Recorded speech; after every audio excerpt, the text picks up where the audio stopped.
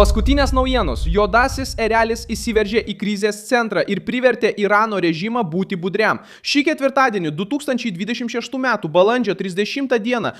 Vašingtone sklindančią informaciją teigiama, kad Jungtinių valstijų centrinė vadovybė paprašė leidimo perkelti į artimuosius rytus Dark Eagle, JAV kariuomenės hipergarsinę raketą. Iranu iškilus aklavietei, vykstant jūrų blokadai prie Irano uostų ir vykstant ginčui dėl Hormūzo sąsiaurio.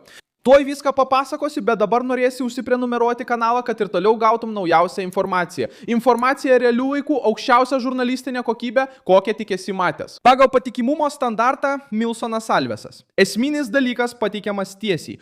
Vašingtonas nori didinti spaudimą Teheranui, nepasikliaudamas vien tik laivais, naikintuvais ir sankcijomis. Nauja galimybė jau ant stalo. Tai yra ilgo nuotolio ginklas, sukurtas pataikyti į jautrius taikinius saugomose vietose. Bloomberg pranešė, kad JAV centrinė vadavietė paprašė atsiųsti Dark Eagle galimam panaudojimui prieš Iraną. Pateisinimas būtų pasiekti balistinių raketų paleidimo įrenginius perkeltus į gilesnes Irano teritorijos vietas, kurios yra už kitų turimų sistemų veikimo ribų. Naujiena aiškiai parodo, kad tai yra karinis prašymas, o ne galutinis įsakymas paleisti. Vis dėlto šis prašymas jau laikomas grėsme. Tokio masto krizėse vien strateginio ginklo atvykimas jau keičia priešininko skaičiavimus. Dark Eagle oficialiai žinomas kaip Jungtinių valstijų armijos ilgojo nuotolio hipergarsinis ginklas. Kongreso tyrimų tarnybos ataskaita paskelbta USN News apibūdina šią sistemą kaip nuo žemės paleidžiamą raketų sistemą. Su hipergarsiniu slydimo korpusu deklaruotų 1725 mylių nuotoliu ir gebėjimu smogti laiku jautriems bei gerai ginamiems taikiniams. To paties pranešimo duomenimis ginklas juda Mach 5 ar didesniu greičiu, tai yra daugiau nei 5 kartus greičiau už garso greitį, o jo trajektorija gali apsunkinti aptikimą ir perėmimą. Čia ir slypi esmė. Iranas daugelį metų investavo į slaptų struktūrų slėpimą, sandėlių apsaugą, paleidimo įrenginių išsklaidimą ir savo teritorijos gilumą kaip skydą. Juodasis erelis atrodo kaip atsakas į šią logiką. Tai nėra ginklas skirtas kalboms, tai spaudimo priemonė. Jį įsitraukė į žaidimą tam, kad parodytų, atstumas, tuneliai ir vilkinimo manevrai jau nebesuteikia tokio saugumo kaip anksčiau. Krizė nevyksta izoliuotai. JAV jūrų blokada Irano uostose jau smarkiai sumažino Teherano galimybės parduoti naftą.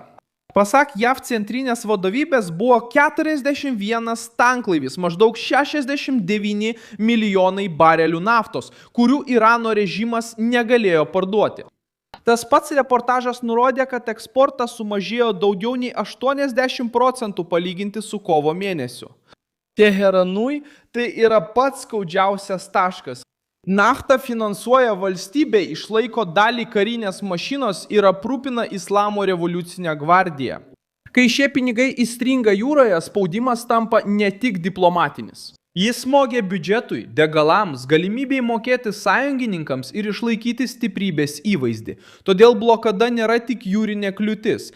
Tai tiesioginis ekonominis smūgis į režimo širdį. Iranas bando atsakyti grasinimais. Irano valdžios atstovai teigia, kad Jungtinių valstijų buvimas Persijos įlankoje yra provokacija. Jie tvirtina, kad Hormūzas nebus atidarytas spaudžiant ir žada reaguoti, jei įvyks naujų atakų. Tačiau realybė Teheranui yra sudėtingesnė.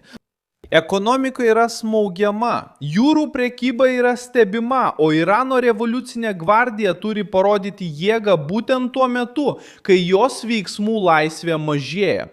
Tokioje situacijoje Donaldas Trumpas išlaiko spaudimą dviem frontais. Viena vertus ekonominė kryptis – blokada, sankcijos ir finansinė izoliacija. Kita vertus karinė galimybė – naikintuvai, laivai, stebėjimas ir dabar galimas Dark Eagle panaudojimas.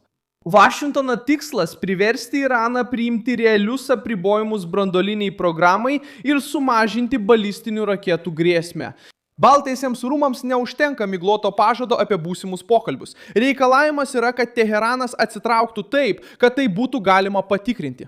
Irano režimas bando parduoti pasipriešinimą savo žmonėms. Islamo revoliucinė gvardija kalba apie pergalę, suverenitetą ir Persijos įlankos kontrolę. Tačiau ši retorika susiduria su praktinė problema. Stovintis laivai neatneša pajamų, užblokuota nafta neatneša pinigų. Paslėptos raketos negarantuoja saugumo, kai priešiška didžioji valstybė ruošia didesnio nuotolio sistemas. Retorika gali įkaitinti valstybinę televiziją, bet ji neišsprendžia spaudimo jūroje, rinkoje ir dėrybų stalo.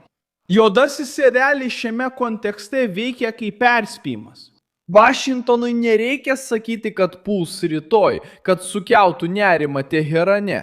Pakanka parodyti, kad turi naują, greitą ir sunkiai sustabdomą įrankį. Režimo baimė slypi ne tik paleidime, jis slypi abejonėje.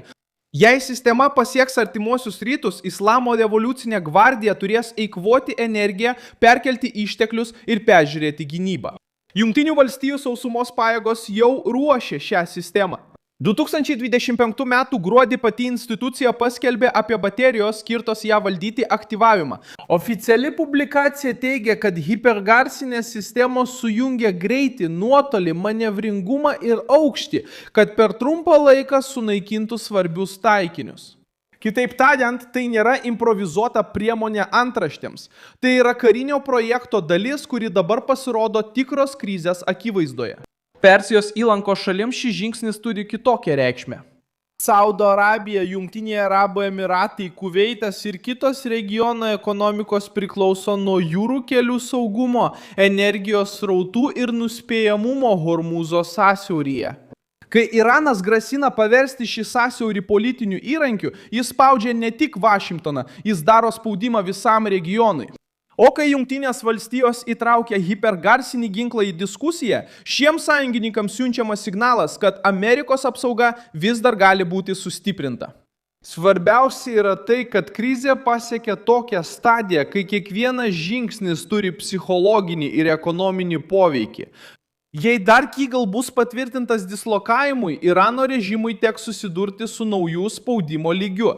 Net jei jis nebus panaudotas, grėsmė vis tiek atlieka politinį vaidmenį. Tai rodo, kad Trumpas yra pasiryžęs išlaikyti spaudimą, padidinti pasipriešinimo kainą ir neleisti Islamo revoliuciniai gvardijai jaustis saugiai. Taip pat yra perspėjimas. Hipersoniniai ginklai vieni karo neišsprendžia. Vašingtonas tai žino. Tikroji galia slypi derinyje. Jūrų blokada, kad būtų nutrauktos pajamos. Sankcijos, kad būtų uždaryti finansiniai keliai. Griežta diplomatija, kad būtų reikalaujama atsitraukimo.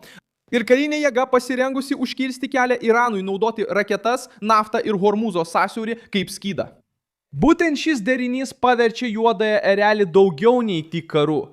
Jis tampa maksimalaus spaudimo strategijos dalimi. Teheranas dabar bando laimėti laiko, režimas kalba apie sąlygas, jie bando atidėti dėrybas vėlesniam laikui. Ir jie siekia išlaikyti savo branduolinę programą kaip išlikimo kortą. Tačiau Jungtinės valstijos atrodo suprato, kad per daug laiko naudinga Iranui. Kiekviena delsimo savaitė gali leisti Islamo revoliuciniai gvardijai persitvarkyti atsargas ir bandyti atkurti pardavimo maršrutus. Todėl spaudimas didėja būtent dabar. Šiuo metu į jau ir taip Iranui slogę krizę įžengia nauja karinė grėsmė. O galimybė, kad bus panaudota hipergarsinė raketa, aiškiai rodo, kad Teherano patogus laikotarpis gali artėti prie pabaigos. Paspaus patinka šiam vaizdo įrašui, užsiprenumeruok kanalą ir pabaigoje peržiūrėk komentarus, kad dar labiau įsitrauktum į Milsono Alveso bendruomenę.